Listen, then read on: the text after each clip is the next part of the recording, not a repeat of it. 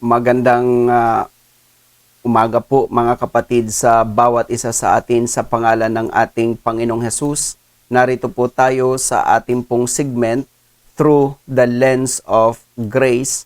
At ito po mga kapatid ay pagtatalakay at pagbabalangkas at pagbubulay-bulay patungkol po sa biyaya ng Diyos. At tayo mga kapatid ay ating pong ipagpapatuloy ang ating pong series Who I Am with Christ Jesus, and we're now here in part 8 entitled I Have Been Called Out of Darkness. Let me repeat, brethren in Christ, I have been called out of darkness. So tayo po ay tinawag at wala na po tayo mga kapatid sa kadiliman, manapay tayo po ay nasa kaliwanagan. Basahin po natin mga kapatid dito po sa 1 Peter chapter 2 verse 9, Tagalog ang Biblia. Datapwat kayo'y isang laing hirang, isang makaharing pagkasaserdote, bansang banal, bayang pag-aaring sarili ng Diyos, upang inyong ipahayag ang mga karangalan niyaong tumawag sa inyo mula sa kadiliman hanggang sa kanyang kagilagilalas na kaliwanagan.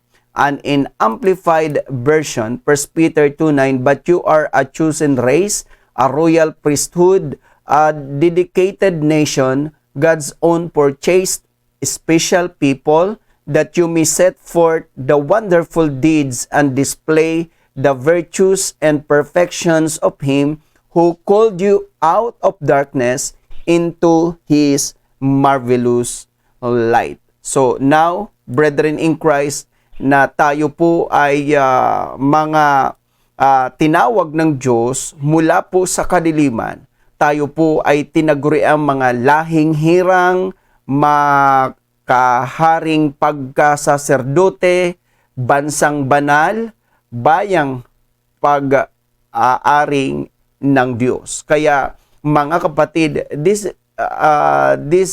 are our identity sa ating Panginoon mga kapatid. So bago tayo magpatuloy, atin po munang i-define ang salitang called out. The word called out, ito po ay compound word, brethren in Christ, na the word called is in Greek word ay kaleo, meaning called, at ang out sa Greek word ay ek, meaning out. Kaya pag isama po natin itong compound word meaning called out, ito pong called out na ating pong tinatalakay, same Greek word po ito mga kapatid ng church. Kasi ang church sa Greek word ay ekklesia, na meaning church, and it translated congregation, assembly, church. So mga kapatid, ito po pala na tinawag ng Diyos mula sa kadiliman at dinala tayo sa kaliwanagan. Ito po yung iglesia ng ating Panginoon. At again, ang iglesia ng Panginoon ay binubuo po ito ng lahat ng mga mananampalataya, mga kapatid, regardless kung Hudyo, Griego, or Hintil. Mga kapatid, hindi po ito relihiyon, hindi po ito building, o hindi ho ito gusali. Ang iglesia, ulitin ko po, ito po ay lupon ng lahat ng mga mananampalataya, mga kapatid, na tinatawag nga pong anak ng Diyos. Kaya tingnan po natin, dahil ang salitang called out, again, ito po ay same word with the church, kasi ang church ay ekklesia, compound word galing sa ek at sa yung kaleo. Ganon din po mga kapatid, ang called out ay ek at saka kaleo. So meaning, they have the same Greek words na ginamit mga kapatid. Kaya ulitin ko, itong tinawag ng Diyos mula sa kadiliman at dinala sa kaliwanagan, ito po ang kanyang iglesia, at ang iglesia, ito nga po ang lupon ng lahat ng mananampalataya. So ito po ang sabi sa Matthew 16:18, Tagalog ang Biblia. At sinasabi ko naman sa iyo na ikaw ay Pedro, sa ibabaw ng batong ito ay itatayo ko ang aking iglesia at ang mga pintuan ng Hades ay hindi magsisipanaig laban sa kaniya. And in Amplified Version, Matthew 16:18, and I tell you, you are Peter, Greek Petros, a large piece of rock, and on this rock, Greek Petra, a huge rock like Gibraltar. Let me repeat. And on this rock, Greek Petra, a huge rock like Gibraltar, I will build my church, and the gates of Hades, the powers of the infernal region, shall not overpower it or be strong to its detriment or hold out against it. Let me repeat, brethren in Christ. And I tell you, you are Peter, Greek Petros, a large piece of rock, and on this rock, Greek Petra, a huge rock like Gibraltar, I will build my church, and the gates of Hades, the powers of the infernal region, shall not overpower it or be strong to its detriment or hold out against it. So here, brethren in Christ, kaya nga po pala na tinawag ang tayo mula sa kadiliman, dinala sa kaliwanagan, at ito pong called out ay ito po yung church, mga kapatid. At itong church ay lupon ng lahat ng mga anak ng Diyos, born again, Kristiyano at mananampalataya. At ang kapangyarihan ng Hades ay hindi makakapanaig nito. So, we will not be overcome by darkness, brethren in Christ. Hindi na po tayo pwedeng madaig ng kadiliman at hindi na po tayo pwedeng madaig ng Hades. Now, ang sabi po dito, the defeat of darkness by light.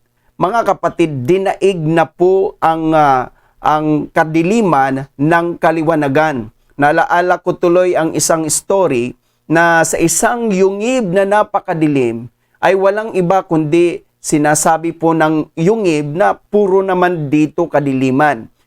Ang sabi naman po ng araw, bakit hindi mo ako subukan, papasukin riyan at nang makita mo na mayroong liwanag. So mga kapatid, hinayaan po ang araw na pumasok doon sa yungib at naparam, mga kapatid, ang kadiliman.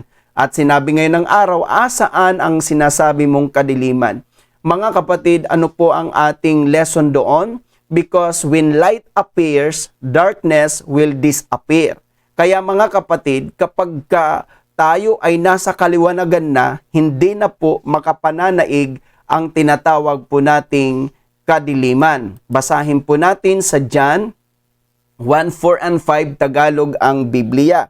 Nasa kaniya ang buhay, at ang buhay ang siyang ilaw ng mga tao, at ang ilaw ay lumiliwanag sa kadiliman, at ito'y hindi na pag-unawa ng kadiliman. And in Amplified Version, John 1:4 to 5, in Him, Jesus Christ was life, and the life was the light of men.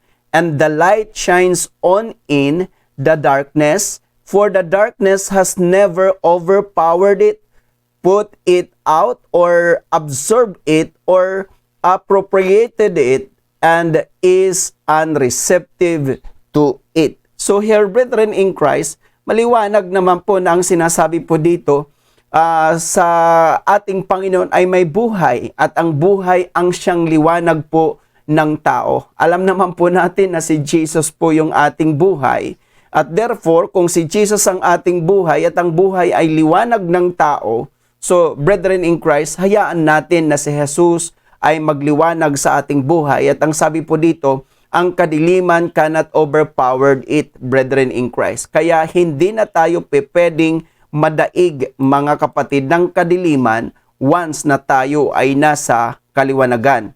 Kaya the defeat of darkness by light. Another thing, the deliverance from darkness to light. Remember that we have been delivered from darkness and we are brought to light, brethren in Christ. Let us read here In 1 Thessalonians 5:4-5, ito ang wika sa Tagalog ang Biblia. Ngunit kayo, mga kapatid, ay wala sa kadiliman, upang sa araw na yaon ay masubukan kayong gaya ng magnanakaw, sapagkat kayong lahat ay pawang mga anak ng kaliwanagan at mga anak ng araw, tayo'y hindi ng gabi ni ng kadiliman man. And in Amplified Version, 1 Thessalonians 5:4-5, but you are not given up to the power of darkness, brethren, for that day to overtake you by surprise like a thief. For you are all sons of light and sons of the day. We do not belong either to the night or to darkness. So maliwanag, mga kapatid, na tayo po ay anak ng kaliwanagan. Wala na po tayo sa kadiliman, kaya hindi na tayo dapat nasusurprise sa lalang ng kaaway sa kadiliman, mga kapatid, because again, we have been delivered from darkness and we have been brought to light. Another thing, brethren in Christ, the distinction of darkness and light.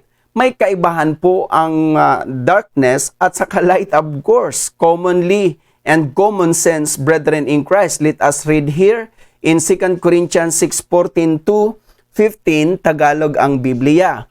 Huwag kayong makipamatok ng kabilan sa mga di nagsisisampalataya, sapagkat anong pakikisama mayroon ang katuwiran at kalikuan, o anong pakikisama mayroon ang kaliwanagan sa kadiliman, at anong pakikipagkasundo mayroon si Kristo kay Belial, o anong bahagi mayroon ang sumasampalataya sa di sumasampalataya.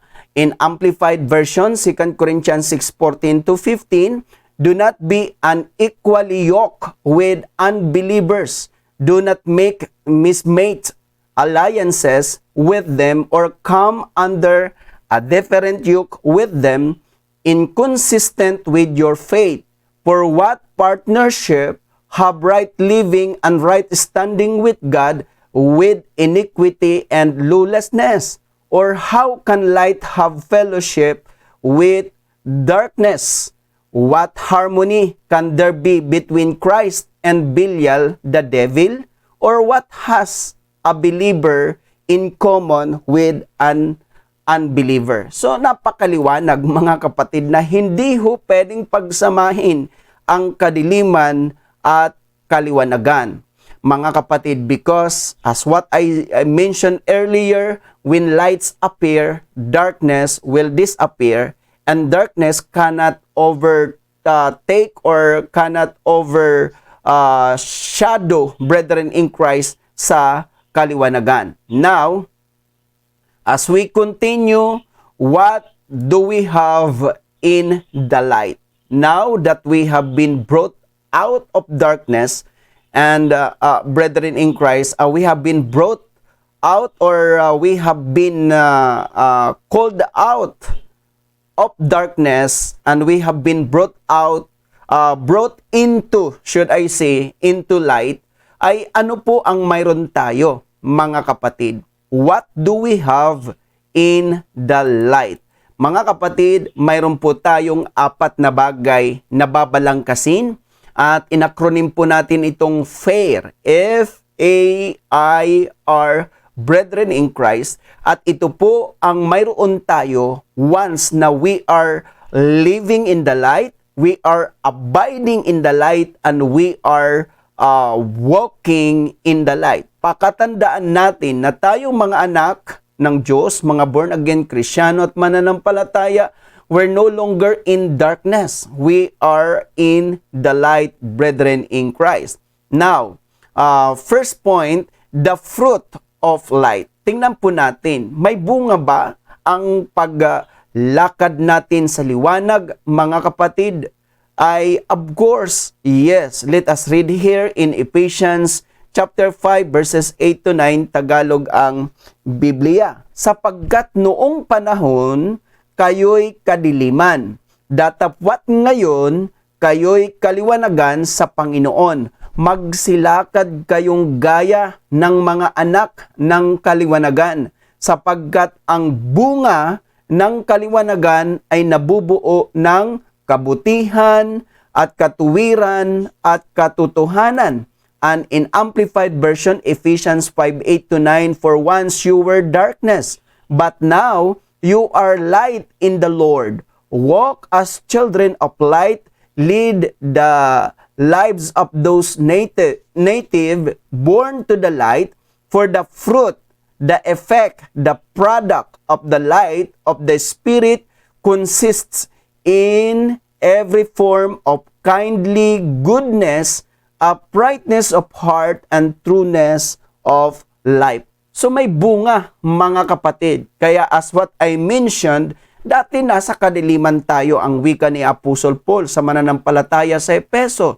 Subalit ngayon, mga kapatid, ay nasa kaliwanagan na tayo. Kaya lumakad tayo. As what I mentioned earlier, we are now living in the light, we are now abiding in the light, and we are now walking in the light.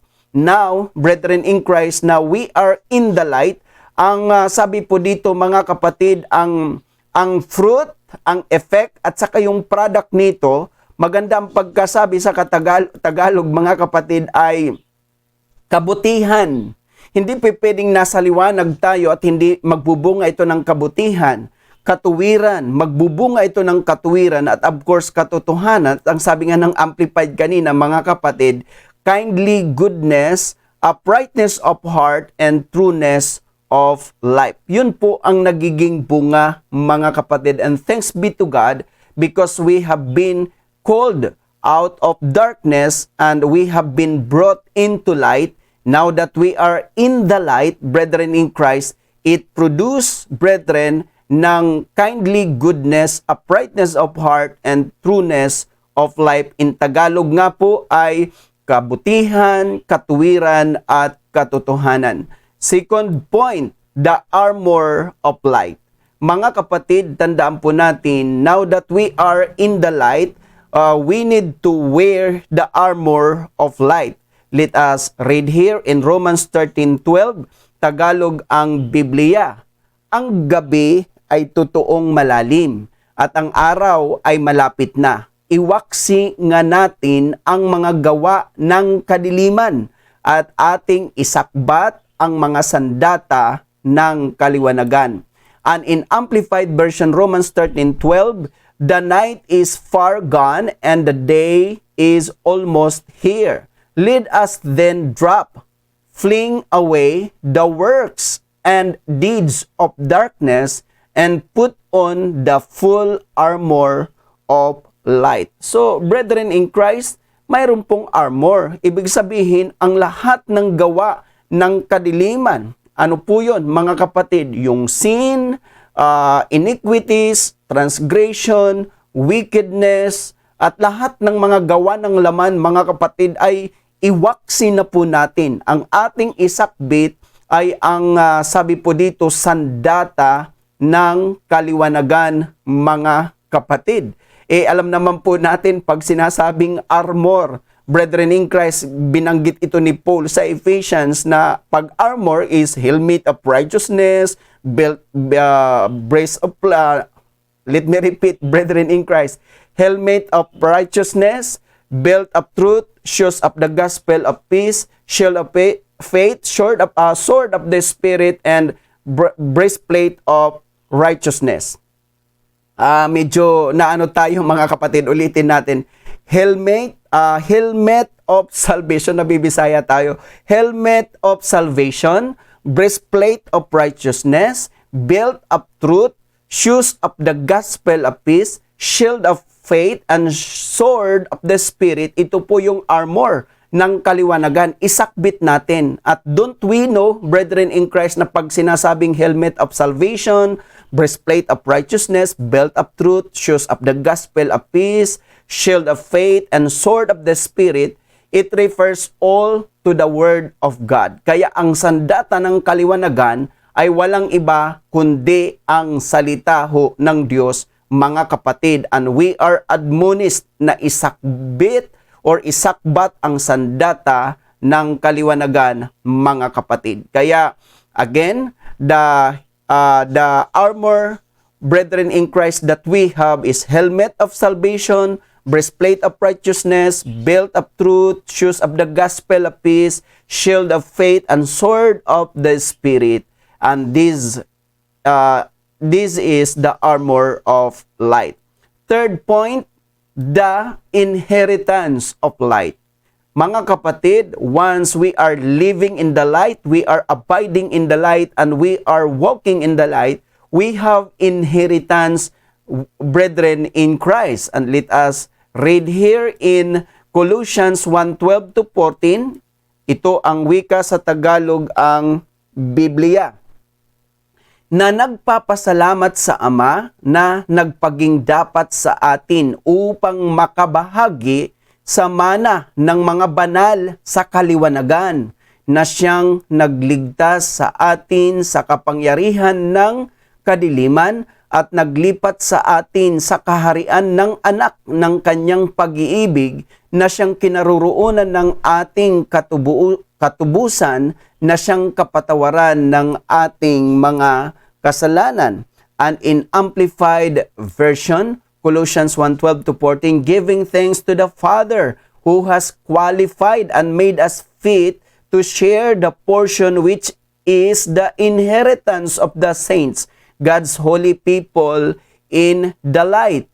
The Father has delivered and drawn us to Himself out of the control and the dominion of darkness, and has transferred us into the kingdom of the Son of His love, in whom we have our redemption through His blood, which means the forgiveness of our sins. Napakaliwanag, mga kapatid, na dahil sa ginawa ng ating Panginoon Jesucristo sa krus ng Kalbaryo, pinapaging dapat tayo para makabahagi tayo ng mana ng mga banal sa kaliwanagan, mga kapatid, dahil iniligtas na po tayo sa kapangyarihan ng kadiliman, inilipat na tayo sa kaharian ng anak ng kanyang pag-ibig, no other than our Lord Jesus Christ.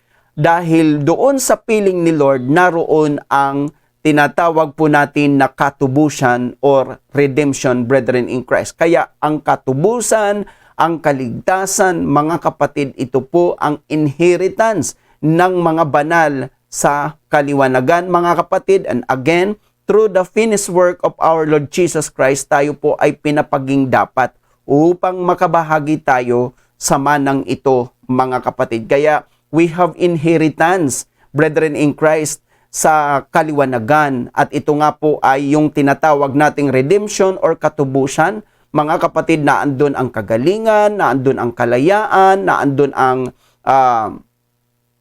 ang pagpapala, na andun ang kalakasan, na andun ang kalusugan, lahat, mga kapatid, na andun ang katugunan, na andun ang katiwasayan, na andun ang kapayapaan, na andun ang kagalakan. So, everything, brethren, these are the inheritance we have in the light. Kasi, again, kung saan naroon si Kristo, na naroon din po ang katubusan, mga kapatid. And of course, last point, fourth point, the revelation of light. Tandaan po natin, napakahalaga po ang kapahayagan ng liwanag, dahil ito, mga kapatid, ang magbubunsod sa atin sa lubos na pagkakilala sa ating Panginoon Kristo. And the more we know our Lord Jesus Christ, the more we will believe in Him, the more we will trust in Him. Let us read here in 1 John 2:8. Ito ang wika sa Tagalog, ang Biblia. Muli, isang bagong utos ang isinusulat ko sa inyo, bagay na tunay sa kaniya at sa inyo, sapagkat ang kadiliman ay lumilipas na at ang tunay na ilaw ay lumiliwanag na. Let us read here in Amplified Version, 1 John 2:8. Yet I am writing you a new commandment, which is true, is realized in Him and in you, because the darkness, moral blindness, is clearing away, and the true light, the revelation of God in Christ, is already shining. Kaya dito po natin mga kapatid makikita na dati talagang nung nasa kadiliman pa tayo, binulag ang ating matang espiritual ng kaaway. Subalit now that we have been brought into a marvelous light, brethren in Christ, nabuksan ang ating mga matang espiritual. At ang sabi nga po dito mga kapatid, wala na po yung moral blindness at cliniclear na po yung kadiliman mga kapatid. And the true light, the revelation of God in Christ is already shining. Kaya kita nyo po ngayon mga kapatid, mas lalo natin nakikilala si Jesus. Na si Jesus ay mapagmahal, si Jesus ay mabuti, si Jesus ay mapagbiyaya, si Jesus ay matapat. So mga kapatid, the more natin nakikilala kasi dati-dati, mga kapatid, ang pagkaakala natin ang Diyos ay malupit, ang Diyos ay mapagparusa, ang Diyos ay sabihin natin mga kapatid ay galit sa tao. Pero ngayon mga kapatid, unti-unti pong naipahayag sa atin dahil yung ating moral blindness nung tayo ay nasa kadiliman pa, ay nawala na ito mga kapatid. And we have now the true light, the revelation of God in Christ ay lumiliwanag na. Kaya ngayon, nakikilala natin na sobra ang biyaya ng Diyos sa atin, sobra ang pagpapala ng Diyos sa atin.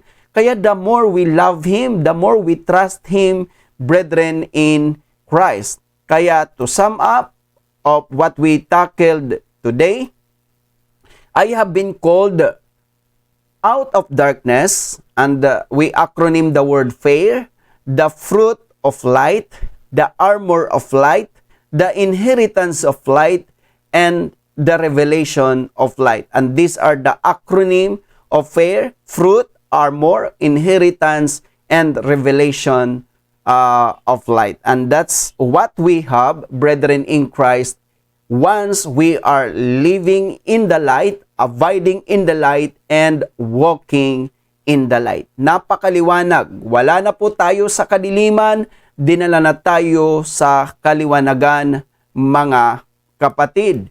And according sa 2 Corinthians 4:6, Tagalog ang Biblia, yamang ang Diyos ang nagsabi, magningning ang ilaw sa kadiliman, na siyang nagniningning sa aming mga puso upang magbigay ng liwanag ng pagkakilala sa kaluwalhatian ng Diyos sa mukha ni Hesukristo.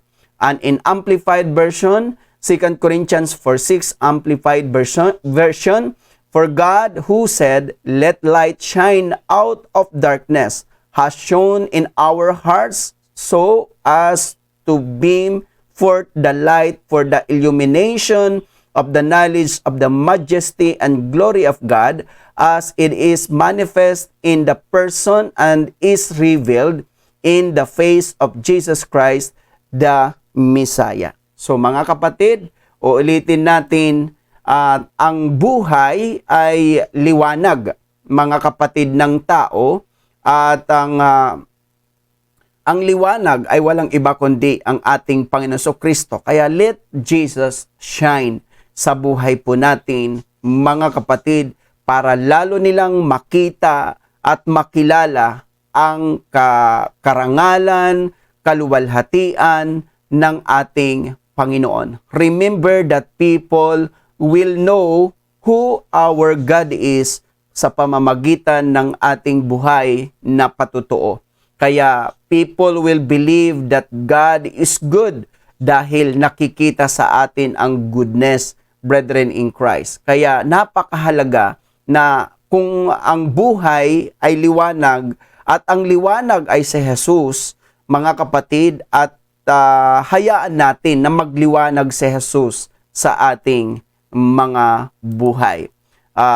Things to ponder, brethren in Christ. The life is light and the light is Christ. Then let Christ shine in our lives. Let me repeat and emphasize, brethren in Christ. The life is light and light is Christ. Then let Christ shine in our lives. Mga kapatid, tandaan po natin na hindi maiintindihan ng tao kung gaano kabuti ang Diyos sa atin hanggat hindi tayo nagiging mabuti sa tao. The reason why God loves us, for us to love other. The reason why God bless us, for us to bless other. So brethren in Christ, whatever the Lord did in our lives, we must do it also in other lives, brethren in Christ. And I hope that once again, napagpala po tayo sa ating pong series, Who I Am with Christ Jesus. And we tackled part 8, I have been called out of darkness. Again, brethren in Christ, we're no longer, brethren in Christ, in darkness. We have been brought into a marvelous light, brethren. Kaya minsan pa, mga kapatid, ay napagpala po tayo sa ating pong segment through the lens of grace. Tayo po ay magpasalamat sa Lord. Lord, salamat dahil kami ay hinango mo sa kadiliman at dinala mo kami sa kaliwanagan.